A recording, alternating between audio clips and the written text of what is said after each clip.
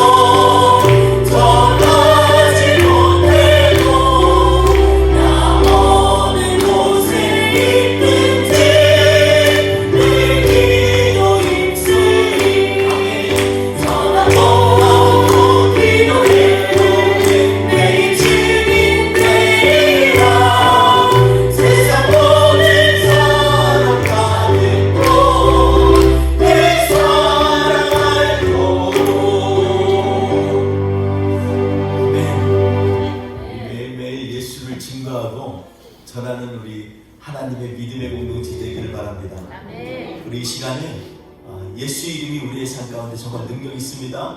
이 고백을 통해서 우리가 담대히 예수 믿으시어 우리가 전할 수 있도록 하나님 앞에 우리 고백하며 나아가겠습니다.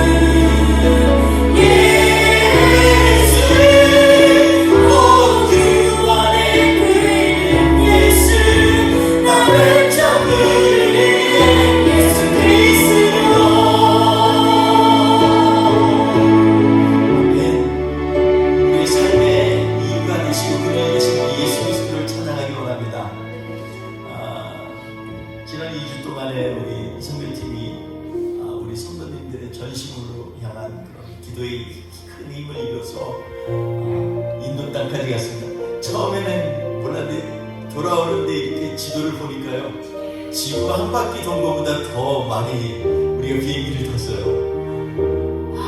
그렇게까지 해가지고 10일을 그렇게 가가지고 이게 효율적인가 하는 생각도 사실 제 개인적으로 들었습니다. 가는데 3일 걸리죠, 오는데 이틀 걸리죠.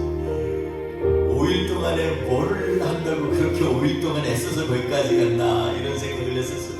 그런데 막상 가보니까 하나님께서 우리에게 이 인생의 여정을 다시 한번 이 가정 가운데서 우리를 돌아보게 하는구나 그런 생각을 해봤습니다. 우리가 하나님이 우리를 지켜보시면서 우리 한 영혼 한 영혼을 얼마나 사랑하시는지 우리가 간 인도 땅에서 다시 한번 그 영혼들을 보면서 한 번 더 점검하게 됐습니다. 하나님 정말 우리를 사랑하시는구나 그런 생각을 했습니다. 저는 그런 마음에서 우리 베드로를 부르신 우리 예수님의 마음을 생각하며 이 찬양을 같이 고백하기 원합니다. 같이 마음을 고백하며 찬양합시다. 밤이 맞도록 수도 없는 지친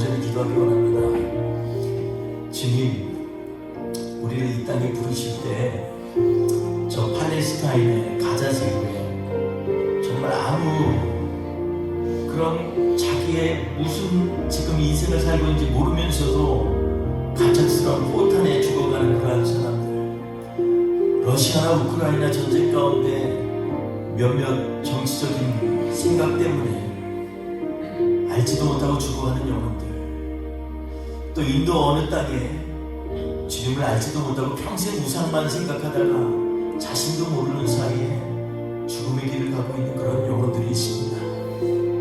그럼에도 불구하고 우리를 하나님은 살아가셔서 이 땅에서 주님을 알게 하시고 주님을 예배하게 하시는 그 하나님의 은혜를 생각하면 너무나 감사합니다. 우리 다시 한번 세계를 품고 또 전 세계 온 땅에 기근과 홍수와 지진과 여러 가지 기상변화와 전염병과 그리고 전쟁으로 고통받는 그러한 우리의 살아가는 그런 영혼들이 많이 있습니다. 하나님, 이 시간 우리가 기도할 때 하나님 그들을 긍휼히 여겨 주옵소서. 우리의 마음이 하나님의 마음을 품을 수 있도록 주님 도와주옵소서. 이 시간에 전심으로 주님 앞에 믿음으로 고백하며 나아가겠습니다. 할렐루야. 하나님 아버지 감사합니다. 하나님 아버지, 주님 이 땅에 정말로 수많은 사람들이 고통받는 것을 너무나 안타까운 죽음을 맞이하고 너무나 생각지 못한 이상적인 때문에 정말로 저주받는 인생처럼 죽어가는 수많은 영혼들이 있습니다. 하나님 아버지, 우리를 주님을 알게 하시니 감사합니다. 우리의 하나님 짧은 인생이지만 정말로 주님이 기뻐하시는 일들을 감당할 수 있도록 주님 인도하여 주시옵소서.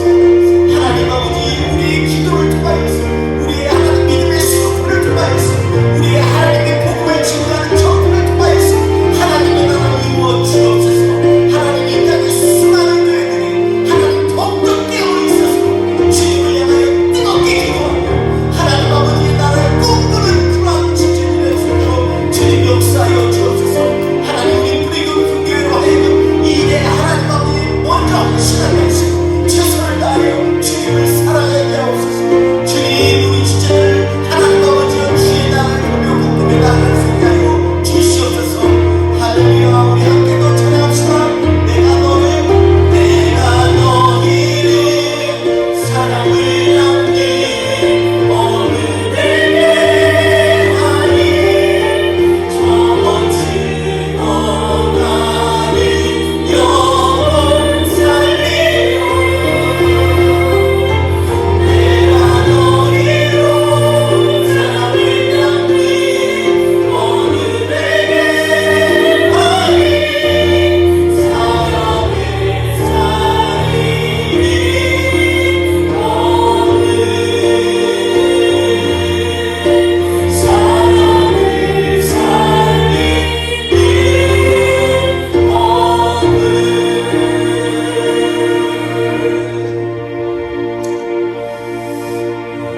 우리는 주님 때문에 좁은 길을 걸어가는 멋진 사람들입니다. 우리는 하나님께서 그 일을 위하여 부르셔서 세상을 향해서 하나님이 어떠한 사랑으로 우리를 얼마나 무궁무진한 사랑하는지 그 사랑을 전파하라고 우리를 부르심을 이 시간에 고백하기 원합니다. 우리 같이 이 찬양을 통해서 주님 앞에 영광을 돌리겠습니다. 아멘. 주님 다시 오실 때까지 나는 이 길을 가리라. 좁은 문 좁은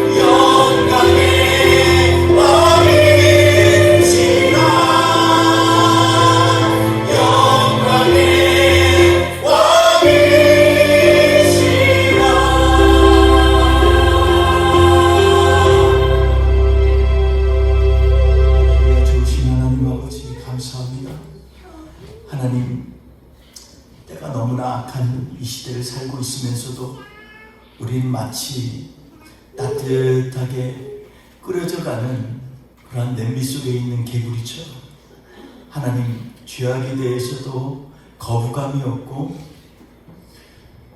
하나님과 멀어지는 것에 대해서도 죄책감이 없습니다.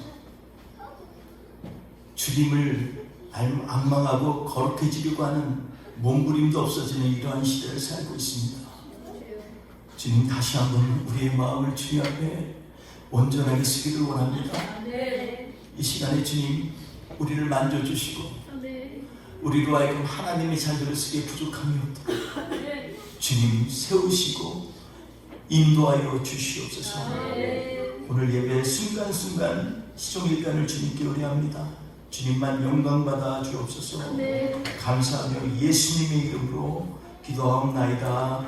아멘. 우리 사도신경으로 하나님 앞에 신앙 고백하시겠습니다. 나는 전능하신 아버지 하나님 천지의 창조주를 믿습니다. 나는 그의 유일하신 아들 우리 주 예수 그리스도를 믿습니다.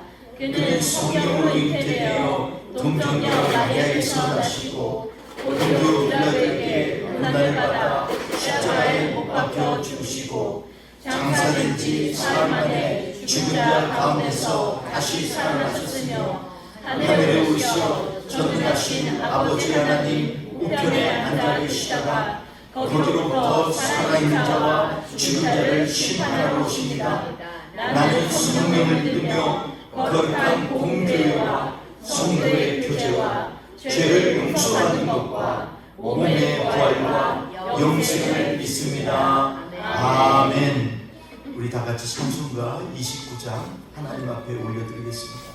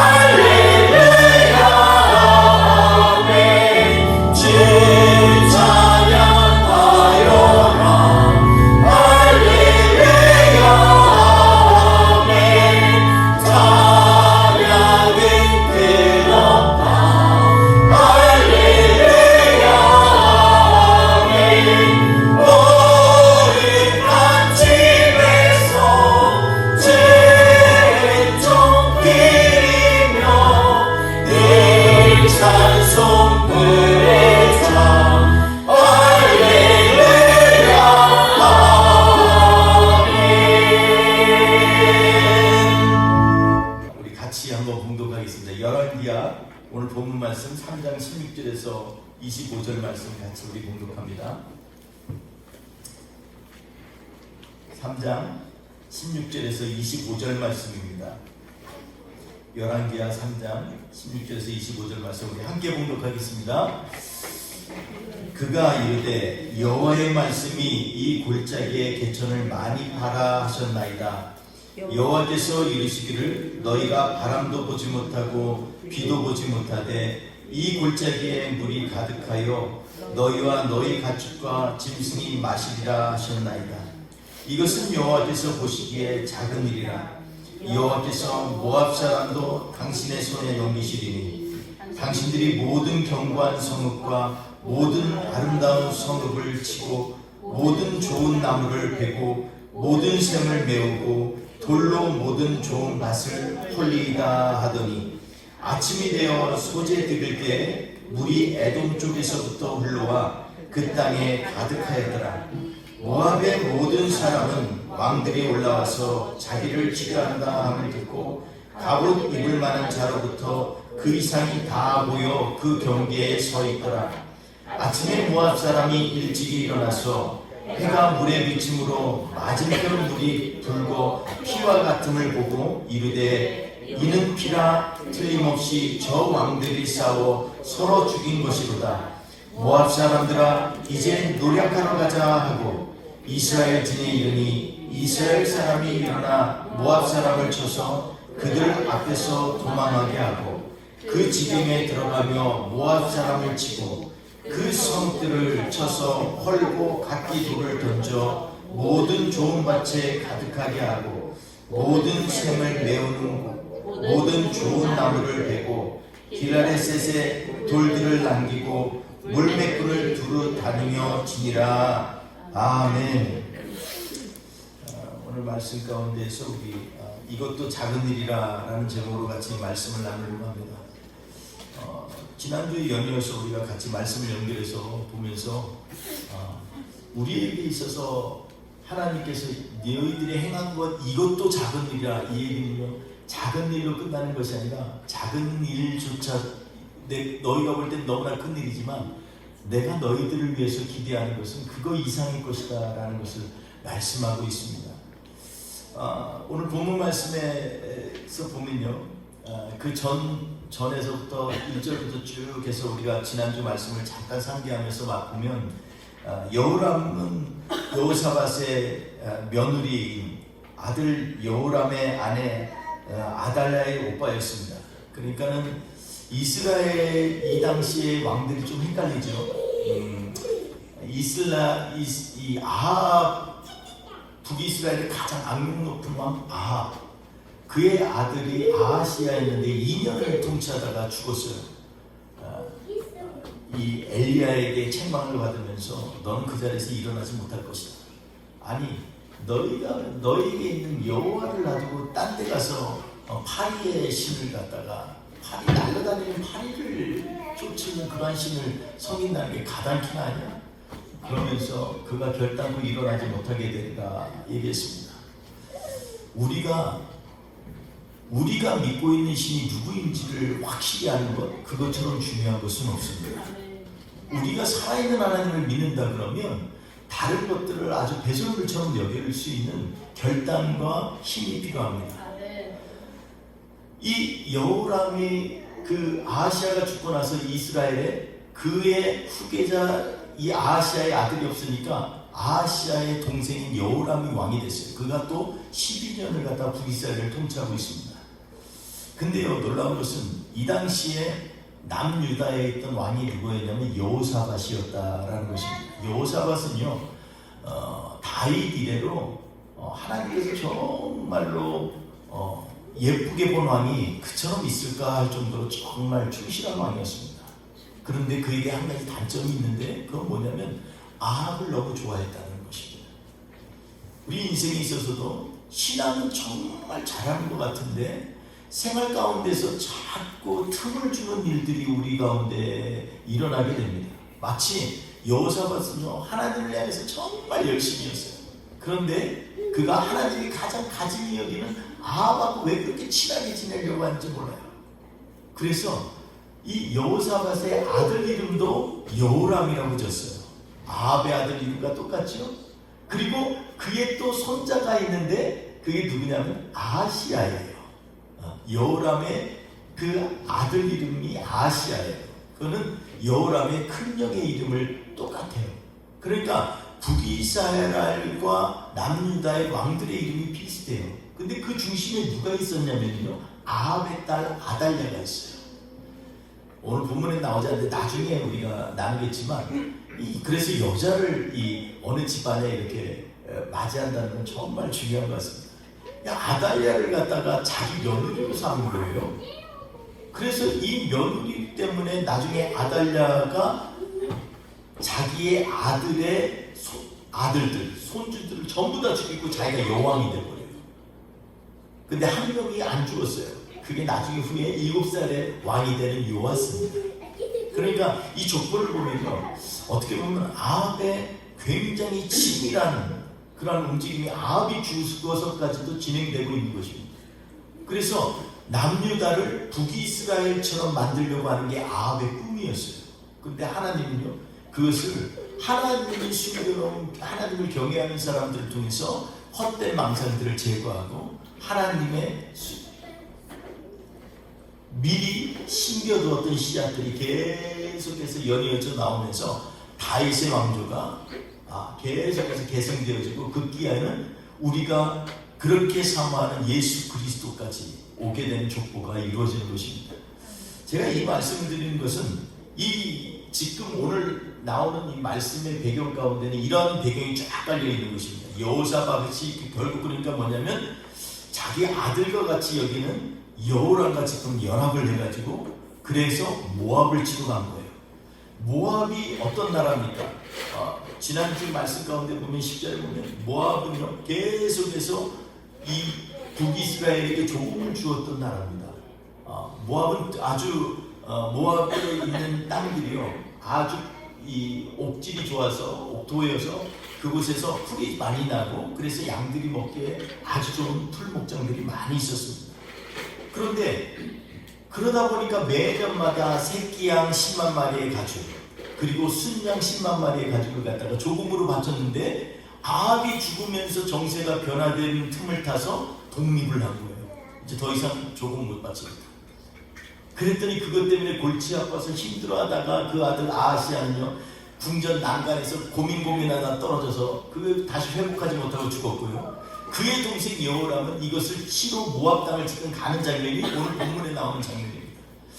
여호사밧에게 같이 치러 가자고 했어요. 여호사밧의 소국처럼 있었던 에돔도 연합했습니다. 같이 해서 치러 가는데 여호사밧은 정말로 전략적으로 뛰어난 사람이었어요.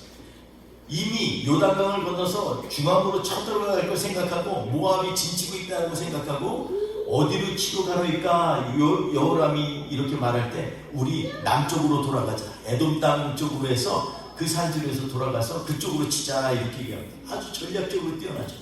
그런데 정보에 약합니다. 7일 길을 갔어요. 가축도 몰고 그 당시에는 뭐 냉장고가 있는 것도 아니고 뭐 긴급 이 식량이 있는 것도 아니고 다 그 자리에서 잡아가지고 고기를 줘서 힘있게 병사들이 힘을 내서 싸울 수 있도록 이 가축대를 가지고 같이 움직입니다. 그런데 7일을 갔는데 물이 떨어졌어요. 가축에게 물이 없다? 백성들에게 병사들에게 마실 물이 없다는 건 치명적인 약점입니다. 여기에서 두 왕의 반응이 천지차이인 것을 보게 됩니다. 여호람은요 지난번에 보니까 뭐라고 얘기하냐면 이 일을 보면서 여호와께서 우리 세 왕을 다 이 모압의 손에 넘겨주시려고 우리를 갖다 죽이려고 작정했다 이렇게 얘기합니다. 그런데요 여호사밧은 전혀 다릅니다. 여호사밧은 여기 하나님의 말씀을 물을 만한 여호와의 선지자가 있느냐 이렇게 묻습니다.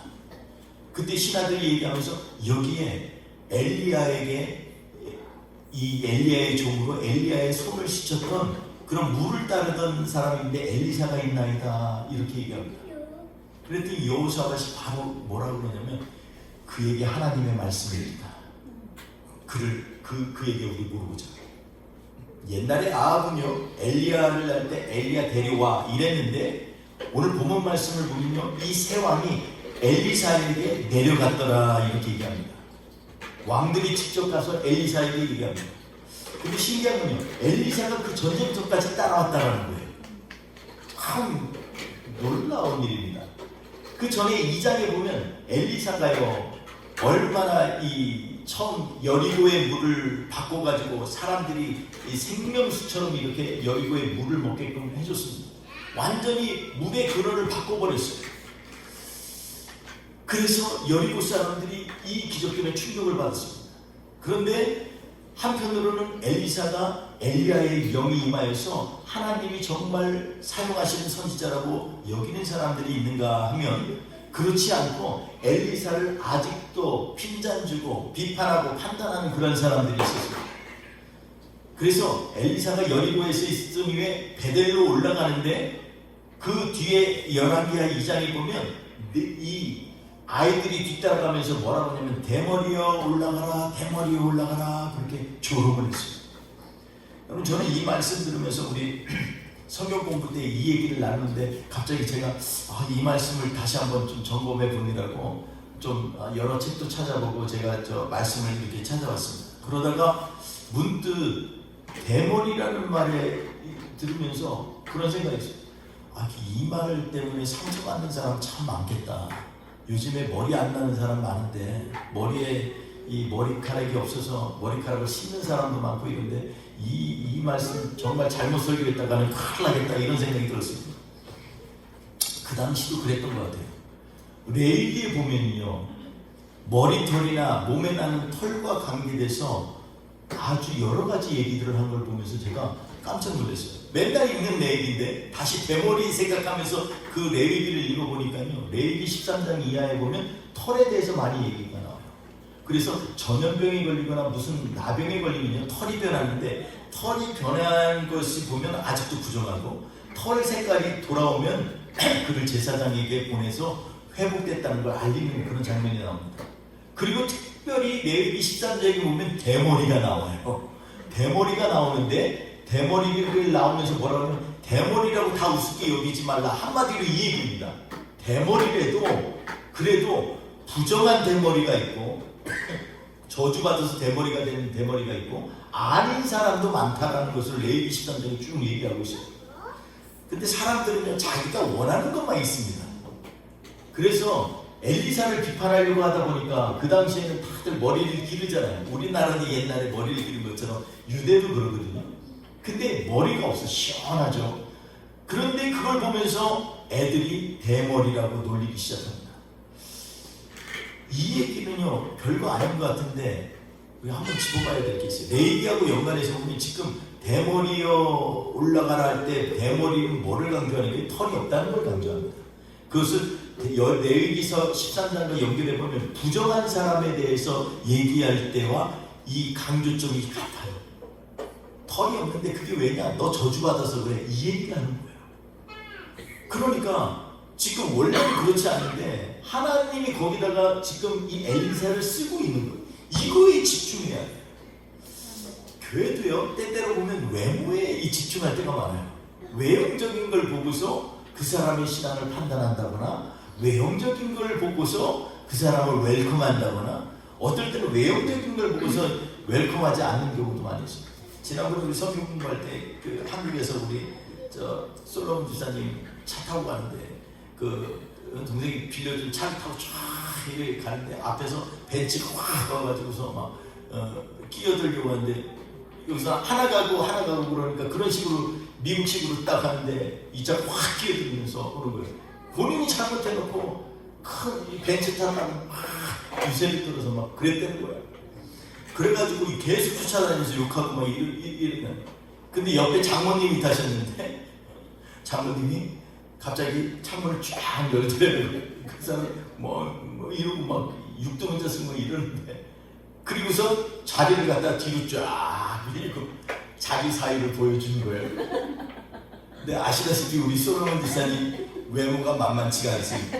참 첫인상을 보면 그 속을 알 수가 없어요. 긴장하게 돼요. 그래서 말을 더듬고 이러다가 그냥 도망갔대요. 여러분, 외모가 때때로는요 사람을 판단하는 잣대가 되는 세상입니다. 그래서 우리나라는 아마도 그렇게 외제차를 선호하는 모양이에요. 한국에 가면 외제차가 그렇게 많대요 요즘에. 그래서 임대주택 사는데도 외제차 타고 다니는 사람들이 많다고 합니다. 제가 그런 얘기를 하는 이유, 이 외형적인 것들 때문에 우리가 받게 되는 오해나 상처들이 참 많다라는 것입니다. 근데 교회가 이것까지 닮아가고 있어요. 그게 지금 심각한 문제인 것 같아요. 오늘 이 말씀을 보면서 하나님이 거룩하게 사용하신다고 하는데 부정하다고 지금 얘기하고 있는 거예요. 올라가라는 건 지금 베델로 올라가는 걸 올라간다고 생각할지 모르지만 지금 이 아이들이요 여기서 나오는 아이들은 진짜 청년이 아니라 진짜 말 그대로 아이들이에요. 원어에 보면 아이들이에요. 아주 그냥 꼬마들이에요. 꼬마들이 학대창을 하는 거예요. 대머리 올라가라고 그러고. 또 올라간다는 걸 보면요, 뭐를 지금 얘기를 하려고 그러냐면, 야, 너의 선생님 엘리야는 하늘로 올라갔잖아, 요단강에서. 너는 왜 못 올라갔을까? 같이 있었는데. 엘리야는 하나님이 거룩하게 생각해서 취했고, 너는 실패한 인생이야, 뭐 이런 식으로 지금 얘기하는 거야. 근데 하나님께서 지금 엘리사를 사용하셔서 정말 중요한 일들을 지금 이루어지고 있잖아요. 그놈들을 바꾸는 일을 하고 있잖아요. 그런데 사람들은요, 그걸 갖다가 못마땅하게 얘기하는 거예요. 왜냐하면 여러분, 여기서 꼬마들이 지금 그 얘기를 했다는 건, 꼬마들이 누구한테 배워요? 부모님한테 배우는 거예요. 왜 앞에 나왔던 진우가 처음에는 예배도 잘 안 듣고 그러는데 요즘에는 예배 시간이니까 앞에 나와서 집에서 할렐루야를 얼마나 하는지 몰라요. 근데 그거 보면서, 야, 아이들 정말 무섭다, 따라. 그전에는요, 잘못해가지고서 엄마 아빠가 오마이갓 그까지만 하면 되는데 화가 나니까 오마이갓 이렇게까지 했어요. 그걸 그대로 따라. 오마이갓 오마이갓. 그래서 언어라는 게 정말 중요하고요, 누굴 따라하는 게 중요합니다. 그 아이들이 엘리사를 그냥 놀려 먹으려고 한 게 아니라 그 뒷배경에는 이런 배경이 있는 것입니다. 하나님이 그냥 42명이나 되는 것을 앙콩 2마리가 와서 죽인 것은요, 이 엘리사가 혈기 있어서 그랬다고도 얘기하는 사람이 있지만, 실제로는 그 배경을 보면 하나님이 거룩하다고 한 것을 사람이 거룩하지 않다고 합니다. 하나님께서 쓰시겠다고 하는데 사람이 그걸 갖다가 우습게 하고 폄하해요. 하나님의 일을 방해하고 성령을 회방하는 일들을 하는 거예요. 하나님이 역사하시는 거예요. 여러분, 지금 엘리사는요, 저는 한마디로 하면 엘리야가 하나님의 사람이라고 부른다면 엘리야는요, 말씀의 사람이에요. 그가 얘기하면 꼭 끝에까지요, 뭐라고 하냐면 하나님이 말씀하시기를 이 얘기만 하고 있어요. 엘리사는요, 엘리사의 일이 너무너무 어마어마한 기적들을 많이 일으켰는데 그는 맨날 뒤로 빠져. 하나님이 말씀하시죠. 그 얘기는 뭐예요? 하나님이 행하셨다는 거예요. 아멘.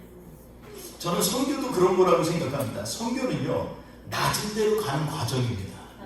선교를 가서 복음을 전하는 것도 있지만 낮아지는 거예요. 예수님이 선교의 모형이시잖아요. 하나님이 예수님을 보내셨어요. 예수님이 오실 때 어떻게 얘기합니까? 예수님이 이 땅에 오실 때 종의 형상으로 이 땅에 오셨어요. 그리고 십자가를 지셨어요. 이게 하나님이 예수님을 보내신 거예요. 그 이유입니다. 우리도 마찬가지예요. 저는 이번 선교팀이 정말 하나님이 기뻐하시는 선교팀이냐 아니냐, 마지막에 하나님만 드러나면 이거는 진짜 하나님이 기뻐하시는 겁니다. 저는 가서 참 도전을 많이 받았어요. 우리 지체들이 가서 거기에 있는 현지 사역자들하고 편하게 대화하고 같이 깔깔거리고 웃으면서 서로 의견을 물어보고 대화하는 걸 보면서 너무 행복했어요. 왜냐면요, 어떤 데는 선교 가서 자기 보여주기 식으로만 뭐 딱 하고 그냥 짜잔 가버려요. 전도한다고 나가서는데 상대방이 뭔 얘기하는지도 몰라. 근데도 그냥 전도했다고 자기 얘기에 취해서. 어떤 팀은요, 흰 장갑 끼고 30명 정도가 쫙 줄을 서가지고 가가지고 그냥 손을 들고 땅을 반들반들 빙빙 돌아. 그리고 남들 힌두교 또 모슬림 템플 앞에 가가지고요, 그 앞에서 찬양 그리고 사탄아 물러가라고 그래. 그 사탄아 물러가는 좋은데 중요한 건 뭐냐면 그 사람들에게 복음을 전해야 되는데 복음의 통로가 막혀버리면요, 아무것도 전할 수가 없어요. 거기에 있는 선교사님들이 통탄을 해요. 자기들은 몇 년에 걸쳐서 마음을 열리라고 정말 조심조심 접근했는데 그 한 번의 사건으로 말미암아 완전히 선교의 문이 닫히는 일들이 많이 일어났어요. 우리가 원하는 걸 하려고 하는 게 아니고 선교는요, 하나님이 원하시는 걸 하는 것입니다. 네. 하나님이 원하시는 걸 하려면요, 내가 낮아져야 되고 주님이 해야 돼요. 네. 엘리사가 어떻게 사역을 시작했어요? 지난번에 말씀 나눈 것처럼 요단강에서부터 시작했잖아요. 요단강은요 C레벨에서부터 400m 밑바닥이에요. 그럼 이것도요 하나님의 계획이 있다고 저는 믿습니다. 사역을 시작하는 엘리사, 말씀의 사람이 시작하는 사역의 시작이 어디냐면 C레벨에서 400m는 밑바닥에서 시작을 했다는 거예요. 낮은 곳에서부터 시작합니다. 낮은 곳에 있어야 하나님의 뜻이 보이고 낮은 곳에 있어야 하나님의 역사가 눈에 들어오기 시작합니다. 아멘. 내가 높은 곳에 있으면요 하나님이 일하는 게 안 보여요. 어깨에 힘이 들어가면 하나님의 성령을 의지하려고 하는 그런 마음이 생기지가 않아요. 내가 하면은 하나님이 더 이상 참여하거나 하나님이 일하시는 것에 그 사건에 우리가 참여할 수가 없어요. 하나님이 일하시는 기회를 안 주고 있어요. 사랑하는 성도 여러분, 그렇기 때문에 우리는 오늘 말씀 가운데서 여호사밧처럼 위기가 있을 때는요 하나님의 말씀이 어디 있지? 하나님의 말씀 앞으로 달려가야 돼요. 하나님의 말씀 앞으로 달려가지 않고 마치 내가 이거 원망이 되고 이거 다 여호와께서 우리 죽이려고 한 거 아니야? 이런 식으로 접근하는 사람들이 있는데 그것은 바른 신앙의 자세가 아닙니다. 어려운 일이 생길수록 하나님의 말씀 앞에 달려가요. 주님, 저희 주님 말씀 좀 알려주세요. 제가 지금 어떻게 해야 될까요? 하나님은 이런 사람들을 찾으십니다. 오늘 말씀 가운데서 그러기 때문에 그런 배경 가운데서 간단하게 세 가지만 우리 무엇에 대해서 엘리사가 지금 이스라엘 왕들에게 얘기했는지를 한번 봤으면 좋겠습니다. 13절에 여전히 거기에 보면 여호람은요 하나님을 원망하지만 그러나 실제로는 하나님은 그렇게 하나님이 일하시는 방법은요 하나님을 경외하는 사람을 통해서 일을 했어요. 그래서 엘리사가 뭐라고 그러냐면 내가 여기에 유다왕 여호사밧이 없었으면 당신의 얼굴도 보지 않고 얘기도 하지 않았으리이다 이렇게 얘기합니다. 그러면서 16절부터 세 가지에 대해서 얘기합니다. 여호와께서 말씀하시기를 개천을 많이 팔아 이렇게 얘기합니다. 17절에는 뭐라고 얘기하냐면 바람도 없고 비도 없는데 이 골짜기에 물이 가득 차리라 얘기합니다. 그리고 18절에 세 번째는 뭐냐고 그러냐면 모압을 너희 손에 붙이리라 이러면서 이것 지금 물을 채우는 건 작은 일이다 이렇게 얘기를 합니다. 저는 이 말씀 가운데서 한번 우리가 봤으면 좋겠어요. 지금 위기는 물이 없어요. 그런데 이스라엘 백성이 지금 어디를 가냐면 계곡에 갔단 말이에요. 지금 계곡에 가서 골짜기에 갔는데 골짜기에 갔으면 사람들이 처음 생각이 어떻게 해요? 물이 있어야 되는데 없어. 그러면 어떻게 해요? 골짜기 밑에 있는 흙을 파겠죠. 이미 많이 팠을 거예요. 근데 물이 안 나왔어요. 그런데 엘리사가 검고 탈자를 가져오라고 해서 다시 한번 하나님 앞에서 찬양으로 은혜의 충만한 깊숙한 곳에 들어가더니 하나님의 말씀이 들려주기 시작해요. 그런데 뭐라고 그래요? 첫 번째가 골짜기에 지금 따라서 구덩이를 많이 파라는 겁니다. 구덩이를 많이 파요. 이미 팠는데 구덩이를 또 파요. 뭐가 차이가 있을까요?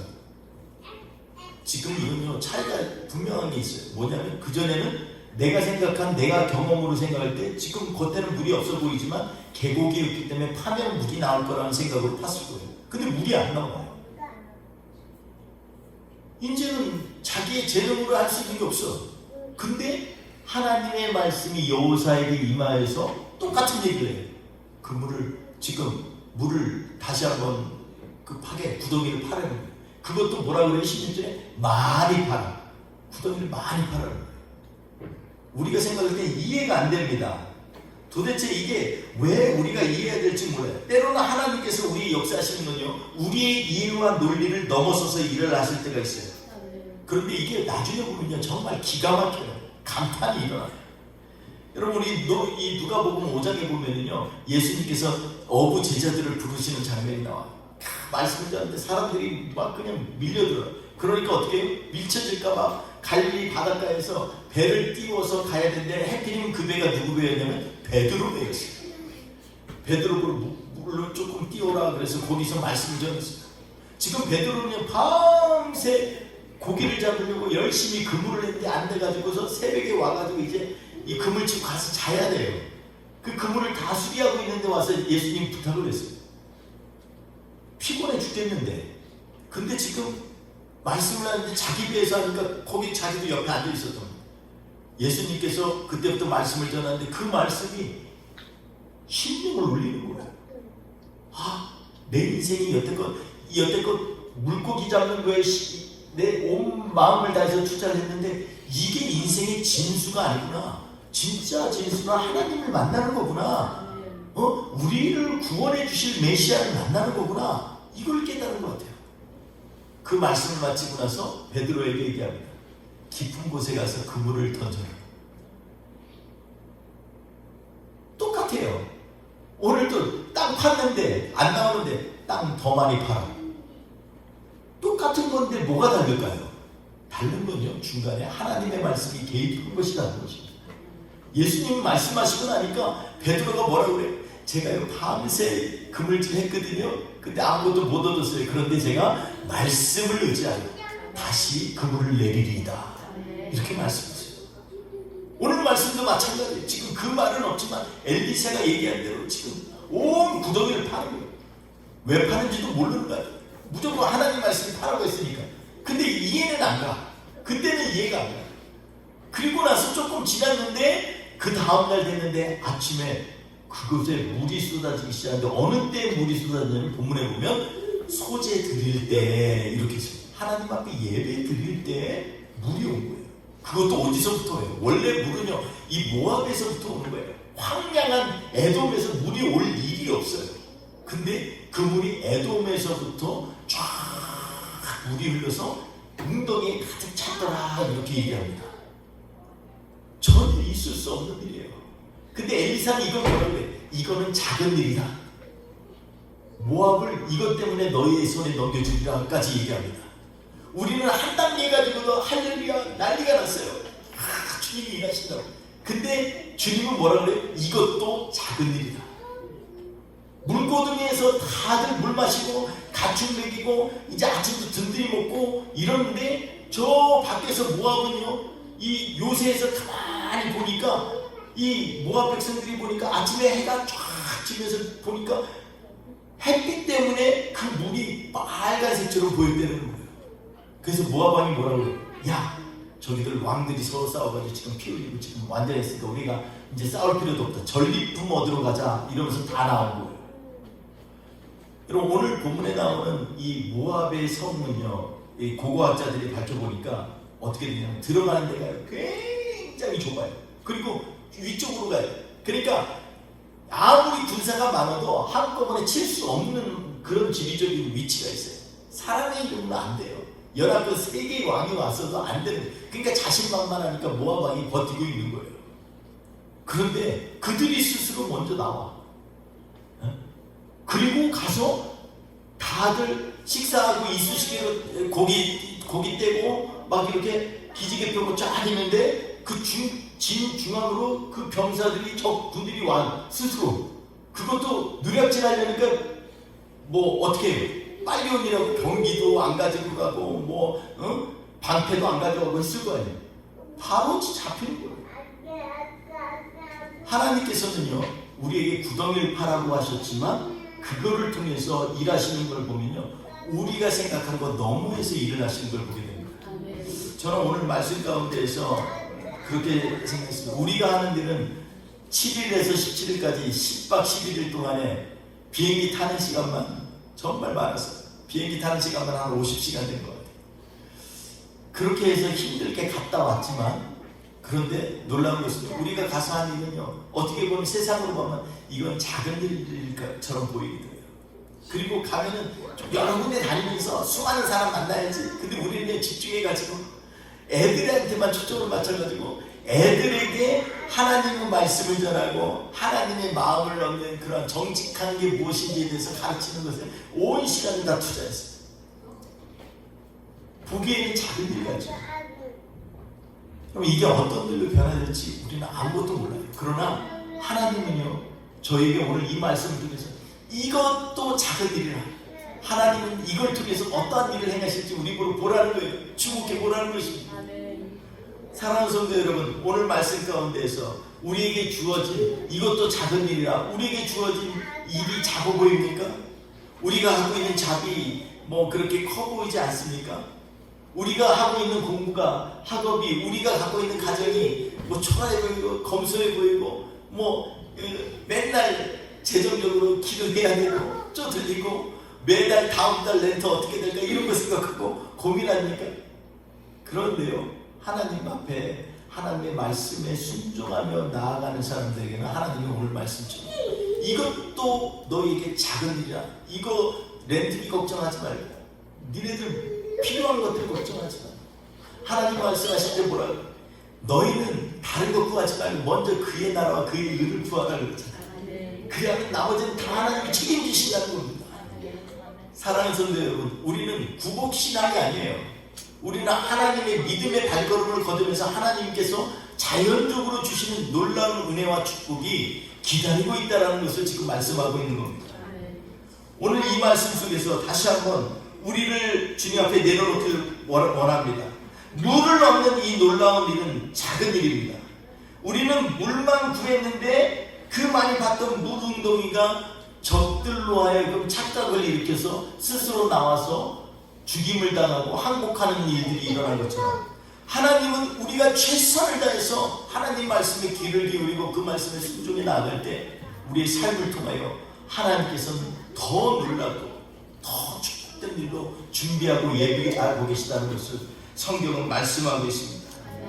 여러분, 우리 그러니까 하나님 말씀 붙잡고 나아가야 됩니다. 때때로는 오늘 이 시간에는 구덩이 파는 게 논리적이지 않을 수 있어요. 믿음의 시간, 믿음으로 기도하는 시간이 비효율적이라고 생각할 때가 있어요. 그 한 시간 더 일하면 더 풍족하게 하나님 일도 할 텐데 헌금도 더 할 텐데 우리 그렇게 생각할 수 있어요. 근데 하나님은 굉장히 우리가 미련한 방법으로 하나님 앞에 나오게 얘기해요. 예배 가운데 집중하라. 매일 아침에 소제를 드리라. 하나님 아버지 앞에 나의 기도를 드리라. 일할 것 같지 않은데 하나님 앞에 아뢰는 것이 우리의 삶을 움직이고 그 가운데 하나님의 역사를 일으킨다고 성경은 말씀하고 있습니다. 그러므로 오늘 우리의 귀를 기울여서 하나님이 우리의 행하신 일들에 대하여서 하나님의 말씀 가운데 순종하며 나아가는 그 길 가운데서 주님이 오늘도 우리에게 이렇게 축복하시길 원합니다. 이것도 작은 일이라. 너희에게 놀랍고 큰 일로 예비하리라. 주님이 말씀하실 줄 믿습니다. 오늘 이 은혜가 우리 안에 있어서 우리의 삶 가운데 비록 우리의 눈엔 작업일지 모르지만 하나님의 역사를 일으키는 그러한 순간순간 믿음의 결단들이 우리의 삶 가운데 가득 차시기를 주의 이름으로 축원드리겠습니다. 기도하겠습니다. 우리 같이 한 목소리로 기도합니다. 이 시간에 하나님, 내가 가지고 있는 환경이 작아 보입니까? 나에게 여러 가지 정말로 너무나 큰 문제들이 있는데 주님은 그 문제 놓고 먼저 다른 일 하지 말고 하나님 앞에 아뢰라고 하십니다. 지금 하나님의 여호와의 말씀이 어디 있느냐? 마치 여호사밧이 물었던 것처럼 이 시간에 우리도 말씀의 자리로 돌아가기를 원합니다. 주님, 이번 한 주도 주의 말씀이 우리 귀에 크게 들리게 하여 주시고 그리고 그 말씀이 우리의 삶을 움직여서 주님 앞에 순종의 발걸음을 내딜 수 있도록 주여 역사하여 주시옵소서. 오늘도 함께 하실 주님을 의지합니다. 이번 한 주도 예수의 이름으로 승리하는 우리 뿌리 깊은 교회 공동체 되게 하여 주옵소서. 감사합니다. 특별히 오늘 이 시간에는 주님 앞에 기도를 드리고 마음을 드리고 그리고 뜨거운 사랑을 드리고 그리고 귀한 헌물과 정성을 드린 모든 지체들을 주님 기억하여 주시고 하늘로부터는 신령한 은혜가 각 개인에게 가득 찰 수 있도록 주여 역사하여 주시옵소서. 이 한 주도 예수 이름으로 승리할 줄 믿습니다. 주님 함께 하실 줄 믿사오고 예수님의 이름으로 축복하며 기도하옵나이다. 아멘. 지금은 우리 구주 예수 그리스도의 은혜와 아버지 하나님의 그 극진하신 사랑하심과 성령님의 내주 감화하시고 역사하시고 통행하시는 그 은혜는 오늘 이 시간에 우리의 삶 가운데 비록 작아 보여도 하나님은 그 작은 것을 통하여서 오병이어의 기적을 일으키시고 우리의 삶 가운데 놀라운 축복의 근원들을 우리에게 발견케 하시기를 원하는 것을 기대하며 나아가는 하나님의 백성들 머리머리 위에 그리고 뿌리 깊은 교회 공동체의 모든 성도들 지금부터 영원토록 함께 없으기를 간절히 축원하옵나이다. 아멘. 아멘.